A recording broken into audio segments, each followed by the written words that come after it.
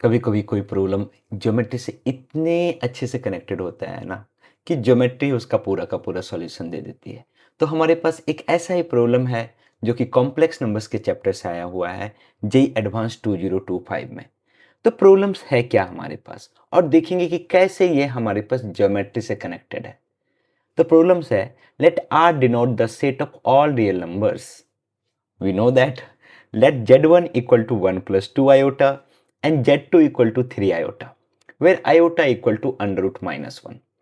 Let S equal to set of all ordered pair x comma y belongs to R cross R such that magnitude of x plus iota y minus z1 equal to 2 times of magnitude of x plus iota y minus z2. अब बोलोगे sir इस problem में geometry कहां से आ गया, ये तो complex number का चैप्टर है। नहीं। अच्छा, पूरा प्रॉब्लम्स पहले पढ़ लेते हैं। Then which of the following statements is oblique are true. That means this particular question is multiple select options. S is a circle with center this, S is a circle with center this, S is a circle with radius this, S is a radius with radius this, sorry S is a circle with radius this। तो देखो options तो geometry को indicate कर रहा है। अब वो हमारे पास ज्योमेट्रिकल फिगर क्या है हमारे पास, और ये पर्टिकुलर कॉन्सेप्ट किससे रिलेटेड है, मैं अभी आपको इस छोटे से वीडियोज में आपको बताने वाला हूं। तो हमारे पास क्या है, let S equal to this. पहले इसका मतलब समझते हैं। ये बोले कि वैसे सारे पॉइंट्स हमें दे दो जो आर क्रॉस आर में है, मीन्स कार्टेशियन प्लेन में है, जो इस पर्टिकुलर इक्वेशन को क्या करे, सेटिस्फाई करे। तो आखिर वो इक्वेशन है क्या, तो इसको समझने से पहले सबसे पहले समझते हैं कि अगर हमारे पास कोई भी 2 पॉइंट्स दिया हो, फॉर एग्जांपल एक z1 पॉइंट्स दिया हो हमारे पास x1, y1, एक हमारे पास z2 पॉइंट्स दिया हो x2, y2, आर्गन प्लेन में, कॉम्प्लेक्स प्लेन में, तो इसके बीच का जो डिस्टेंस होगा ना, दैट इज नथिंग बट ये जो z1 z2 डिस्टेंस होगा, z1 z2 distance, that is nothing but magnitude of z1 minus z2। किसका मैग्नीट्यूड हो जाएगा, magnitude of z1 minus z2। ये हमारे पास है, सिंपल रिलेटेड है, नॉर्मल जो हम डिस्टेंस फॉर्मूला देखते हैं ना, under root x2 minus x1 का whole square plus y2 minus y1 का होल स्क्वायर। और एक चीज और, अगर हमारे पास कोई भी कॉम्प्लेक्स नंबर z हमारे पास x प्लस आयोटा y है, तो इसका मैग्नीट्यूड क्या हो जाता है हमारे पास, under root X square plus Y square.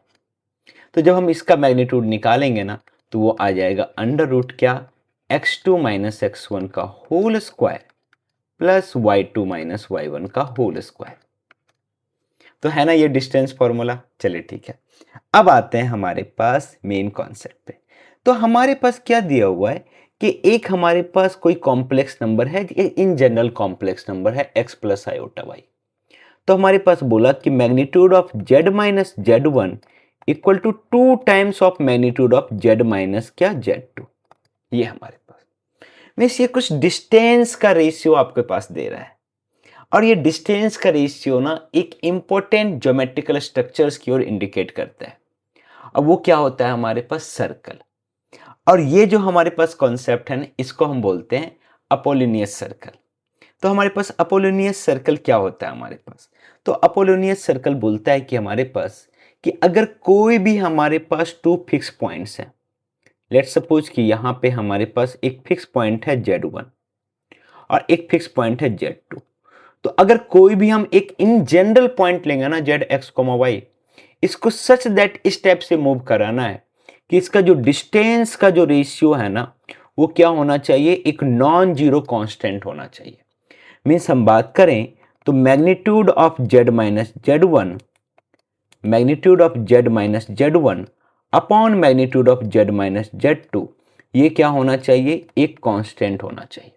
वो कांस्टेंट क्या होना चाहिए, पॉजिटिव कांस्टेंट होना चाहिए। तो उस टाइप के जो पॉइंट्स का कलेक्शन है ना, उसको हमें फाइंड करना है फॉर द स्पेसिफिक वैल्यू के। अब इसको थोड़ा सा समझ लेते हैं कि ये अपोलिनियस सर्कल्स क्या है हमारे पास, जिसकी कॉन्सेप्ट को हम, इसकी कॉन्सेप्ट का ज्यादा यूज नहीं, बट इसको समझना जरूरी है, क्योंकि क्या हर बार आपको सेम ही टाइप्स के प्रॉब्लम्स मिलेंगे क्या, नहीं, बट कॉन्सेप्ट इंपॉर्टेंट होता है। तो हमारे पास क्या है कि अगर इस k की वैल्यू 1 रखें, हम क्या करें, डिस्टेंस का रेशियो ले रहे हैं कि यहाँ से जो हमारे पास डिस्टेंस है, यहाँ से जो हमारे पास डिस्टेंस है, उसको कांस्टेंट कर रहे हैं। तो अगर इस डिस्टेंस का रेशियो को हम 1 कर दें तो उसका मतलब क्या हो जाएगा कि इस z का जो z1 से डिस्टेंस होगा और z2 से डिस्टेंस क्या हो जाएगा, इक्वल हो जाएगा। और जब डिस्टेंस इक्वल हो जाएगा तो that means equi distant points का कलेक्शन हो जाएगा, क्योंकि ये z तो यूनिक नहीं है, ऐसे z आपके पास इन्फिनिटली मेनी है।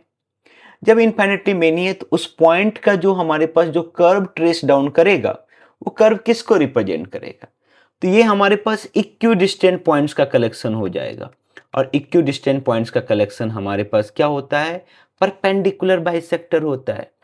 इसलिए ये जो नेचर ऑफ लोकस होगा, लोकस कहने का मतलब क्या, ये जो हमारे पास वेरिएबल पॉइंट्स है ये मूव करेगा तो क्या कर्व को ट्रेस करेगा, किस कर्व को ट्रेस करेगा, उसी के बारे में है। तो अगर k की वैल्यू 1 है तो वो लोकस जो होगा, लोकस जो होगा वो क्या होगा, परपेंडिकुलर बाइसेक्टर होगा। किसके बीच का, z1 z2 के बीच पे। लेकिन अगर k 1 नहीं है, कोई भी ग्रेटर वैल्यू है, ग्रेटर देन 0, तो that locus is a circle and that is called Apollonius circle. यही सर्कल हमारे पास। तो मैं पता है कि अब आपको पता चल गया कि जब भी हमारे पास रेशियो के 1 के अलावा कुछ और वैल्यू आए तो वो हमेशा एक सर्कल को रिप्रेजेंट करेगा। और इक्वेशन निकालना बिल्कुल आसान है। इक्वेशन निकालने के लिए z की वैल्यू क्या पुट करो, x plus iota y put करो, और जो भी z1 एंड z2 जो हमारे पास दिया हुआ है कॉम्प्लेक्स नंबर उसको पुट करो। अब बोलो सर थोड़ा सा अभी भी अच्छे से समझ में नहीं आया, तो ओके, मेरे पास एक और तरीका है, मैं आपको दिखाता हूं प्रैक्टिकल। हमारे पास मैं इसका आपको ग्राफ दिखाता हूं कि एक्चुअली में क्या हो रहा है। तो हमने क्या किया, इस पर्टिकुलर प्लेन में 2 पॉइंट्स लिया, वो दोनों पॉइंट्स उसी से रिलेटेड है। वहां पे हमारे पास एक कॉम्प्लेक्स नंबर क्या था, तो हमारे पास यहां पे एक कॉम्प्लेक्स नंबर है, दैट इज हमारे पास क्या है, z1 हमारे पास 1 प्लस 2 आयोटा। तो आर्गन प्लेन में ये पॉइंट क्या हो जाएगा, 1,2, और हमारे पास z2 है 3 आयोटा, तो दैट इज क्या, आर्गन प्लेन में क्या हो जाएगा, 0,3। तो हमारे पास यहां पे आता है, तो हमने 2 पॉइंट्स लिया है। अब हम क्या करेंगे, ऐसे पॉइंट्स का कलेक्शन लेंगे। हमने एक पॉइंट्स लिया है जो कि हमारे पास है, 1 मिनट रुक जाओ। तो हमारे पास एक पॉइंट है, हमारे पास यहां पे इसको, तो हमारे पास एक पॉइंट है a 1,2। अब जब ये पॉइंट 1,2 हमारे पास यहां पे है, और एक पॉइंट हमने लिया b विच इज 0,3 यहां पे हमारे पास। अब हम क्या करें, एक इन जनरल पॉइंट ले रहे हैं पी एक्स कोमा वाई। अब क्या करें, इसका डिस्टेंस का रेशियो निकाल रहे हैं। इस p का डिस्टेंस का रेशियो a से, इस p का इस डिस्टेंस का रेशियो b से, उसको हम एक k के कांस्टेंट के इक्वल कर रहे हैं। अब देखो जैसे हमने k की वैल्यू 1 पुट किया, क्या आपके पास एक लाइन मिला, यस। और ये लाइन क्या है, this line is nothing but perpendicular bisector. ये हमारे पास क्या है, परपेंडिकुलर बाइसेक्टर। अब वो परपेंडिकुलर बाइसेक्टर हमारे पास क्या है, तो हमारे पास ऑब्वियसली जो इक्वेशन होगा, ये इक्वेशन तो हमने जस्ट इस दोनों, ये जो हमारे पास डॉटेड लाइन है उसको रिप्रेजेंट करने के लिए। तो ये समझ में आया कि जब हमारे पास k की वैल्यू 1 होगी तो परपेंडिकुलर बाइसेक्टर होगा। व्हाट अबाउट अनदर थिंग्स, कि हमारे पास अनदर वैल्यूज के लिए हमारे पास क्या होगा, ठीक है। तो अनदर वैल्यूज के लिए देखते हैं कि k की वैल्यू अगर हम 2 लेते हैं तो हमें क्या मिलेगा। देखो, तो k की वैल्यू जैसे ही हमने 2 किया, आपको क्या मिला, एक सर्कल मिला। और यही सर्कल हमें ढूंढना है, इस सर्कल का सेंटर क्या होगा, इस सर्कल का हमारे पास क्या रेडियस क्या है, यही ढूंढना है। अब बोलो सर आप बोले थे k1 के अलावा हर किसी के लिए सर्कल मिलेगा, यस। देखो अगर मैं इस k को चेंज करूं, अगर इसमें k को चेंज करूं, तो क्या आपको दिख रहा है कि k के अलग अलग वैल्यूज के लिए आपको सर्कल मिल रहा है एक्सेप्ट 1 वैल्यूज जब वो 1 हो रहा है, ठीक है। ये आपको दिख रहा होगा सर्कल हमारे पास। तो यही हमारा सर्कल है, अपोलोनियस सर्कल।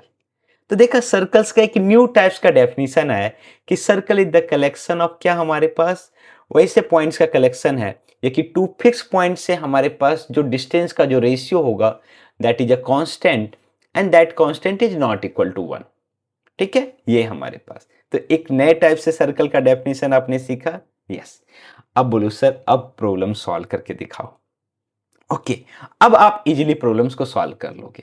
तो हमारे पास प्रॉब्लम क्या है कि हमें वैसे पॉइंट्स का कलेक्शन चाहिए एक्स वाई जो कि इस पर्टिकुलर इक्वेशन को क्या करे, सेटिस्फाई करे।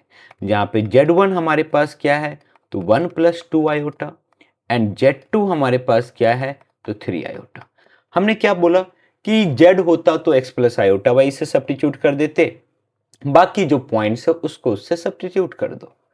तो हमारे पास क्या हो जाएगा, ऑलरेडी हम सॉल्यूशन लिख चुके हैं। तो हमारे पास यहां से आएगा x plus iota y, magnitude of x plus iota Y minus Z1 कितना है, तो 1 प्लस 2 आयोटा, ये हमारे पास equal to 2 times of x plus iota Y minus Z2 कितना है, 3 आयोटा आपके पास।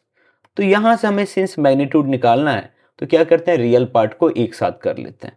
तो क्या हो जाएगा, x minus 1 plus iota into y minus 2 equal to 2 times of, यहां पे x प्लस आयोटा कॉमन लिया, y माइनस 3। अब बताओ कि हमने थोड़ी देर पहले बोला ना कि मैग्नीट्यूड ऑफ क्या, x प्लस आयोटा y का मैग्नीट्यूड क्या हो जाएगा, तो बताओ x square plus Y square. तो यहां पे हमारे पास क्या हो जाएगा, अंडर रूट एक्स माइनस 1 का whole square plus y minus 2 का whole square equal to 2 times of under root, यहां पे हमारे पास क्या हो जाएगा, x square plus y minus 3 का होल स्क्वायर। अभी तक आपको सर्कल का इक्वेशन नहीं दिख रहा है ना, अब दिखेगा। तो क्या करेंगे, स्क्वायरिंग बोथ साइड्स, किस लिए, इस अंडर रूट को हटाने के लिए। तो जैसे हम स्क्वायरिंग दोनों साइड करेंगे हमारे पास आएगा x माइनस 1 का whole square plus y minus 2 का होल स्क्वायर इक्वल टू 2 का square 4 into x square plus y minus 3 का होल स्क्वायर। अब बस इसको एक्सपेंड करना है और धीरे धीरे आपके पास सर्कल का इक्वेशन आ जाएगा।